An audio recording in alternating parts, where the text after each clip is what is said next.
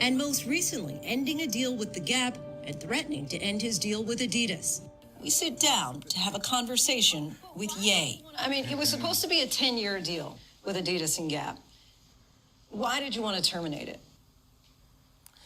You know, it's those nuances where people act like they your daddy or something. They purposely didn't open the stores that they were supposed to. How am I born in Atlanta and it's not a store in Atlanta? How am I raised in Chicago and it's not a store in Chicago? That means that I was there for some specific agenda, not for Yeezy Gap to be everything that it could be, or this dream that I had about what the Gap could be.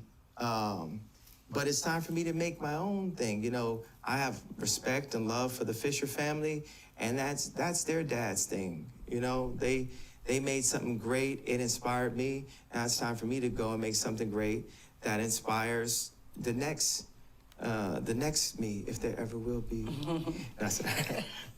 We had to level up.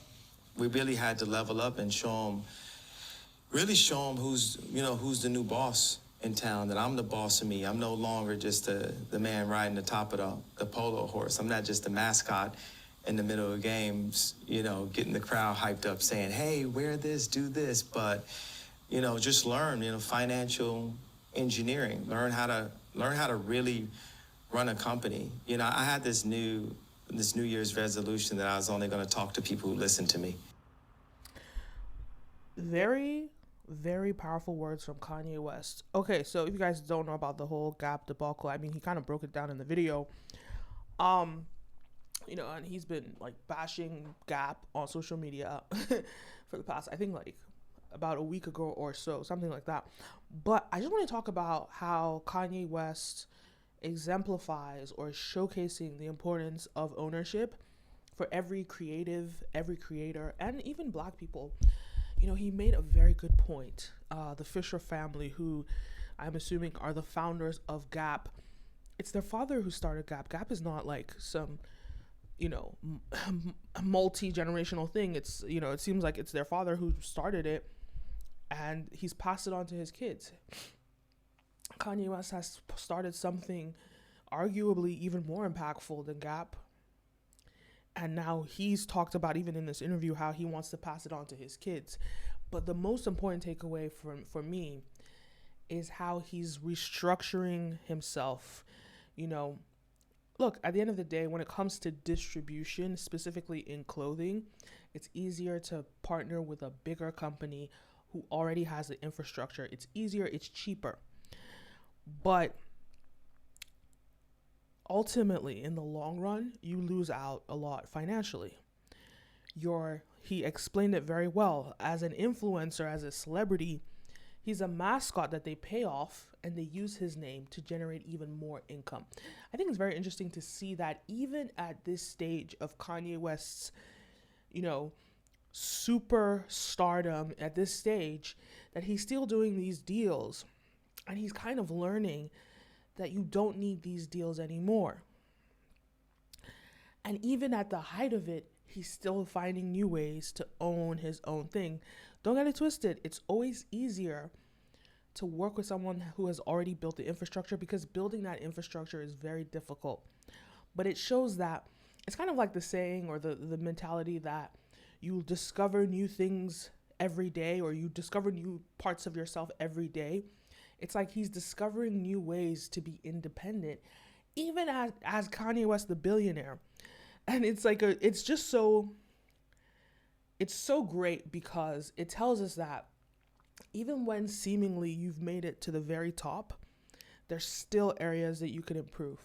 In this interview, they reference Sway, a few years ago when Sway told Kanye, you ain't got the answers. You ain't got, let me play it.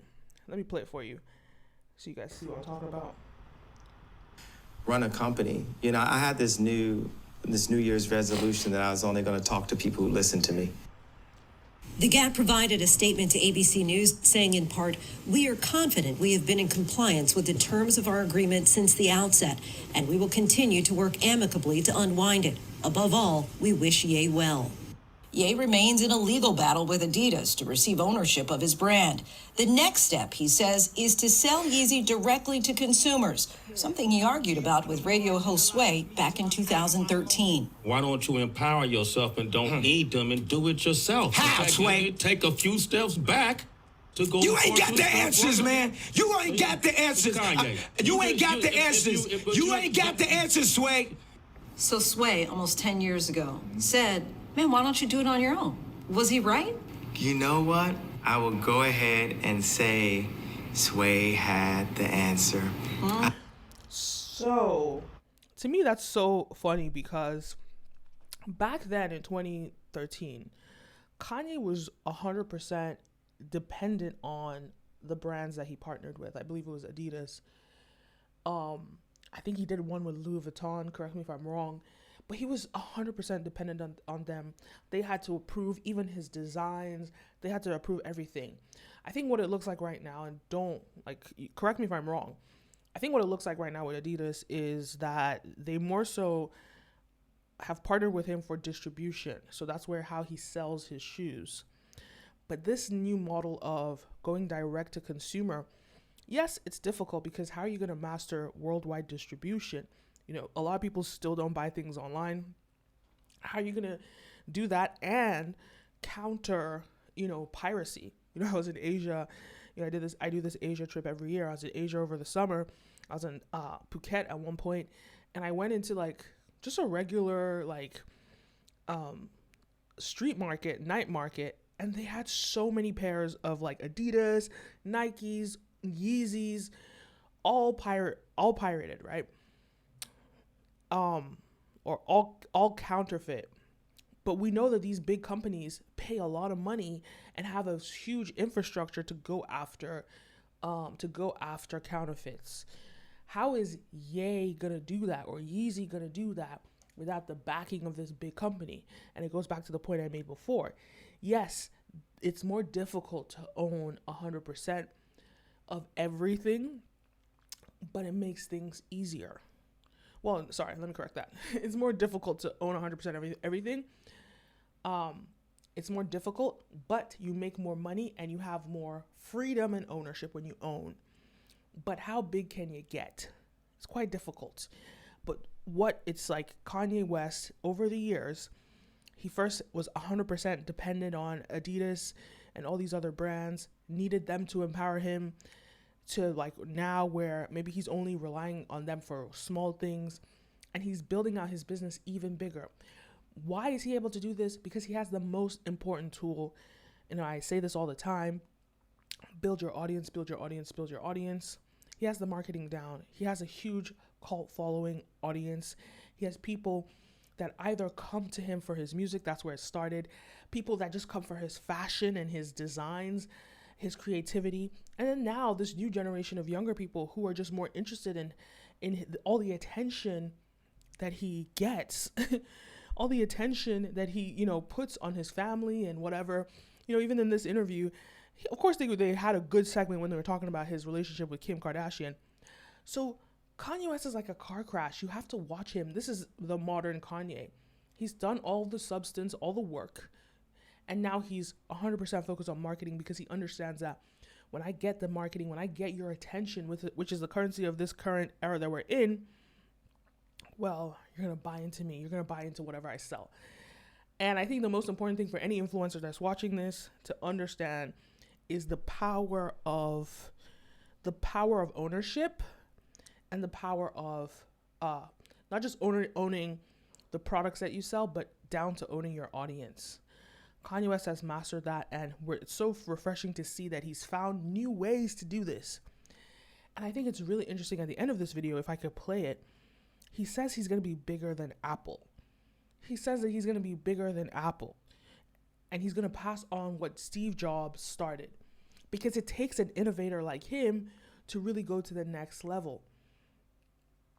And to that I say, go to him, that he has this belief in himself. He has the resources. Remember when he was complaining that he needs $1 billion? This is maybe 7 or so years ago. That he wants to meet with, Jack Dorsey, with Mark Zuckerberg, all these billionaires. He needs them to give him money. he did that, and then he has all this money, all these resources, and only Kanye knows exactly what he's trying to build. Probably doesn't know the full extent, right? But he has the vision, and he knows when he's saying that, look, I'm going to be bigger than Apple. He knows what that's going to look like. We've seen him already venture into tech or manufactured products in tech. Is he going to be making VR headsets? That's actually where he should be looking if I were him. But point is, he's an innovator. And he's probably the biggest pioneer influencer that there is out there. So I think every creative needs to pay attention to him, because he's that perfect marriage of business and creativity, and creating that infrastructure, understanding that landscape, what he's doing. And let's understand that he's so young, like he's like 45 or so. You know, yes, in music that's older, but in business that's super, super young. So he has so much time, the next 20, 30, 40 years, to really dominate in this space. And he said something very refreshing about passing on telling his daughter that he's going to pass everything on to her. Well, not like that she has to never let them sell his empire, what he's built and what Kim has built. Never sell it. I'm passing this on to you. He's imprinting legacy into his daughter.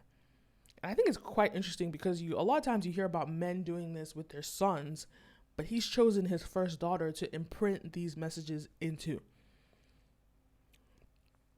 And that's very refreshing to hear that, to see that. Not just the fact that it's his daughter, but to see a black man being put in the position that he's been put in, and being able to pass down actual, real generational legacy, generational wealth, generational impact to his own children.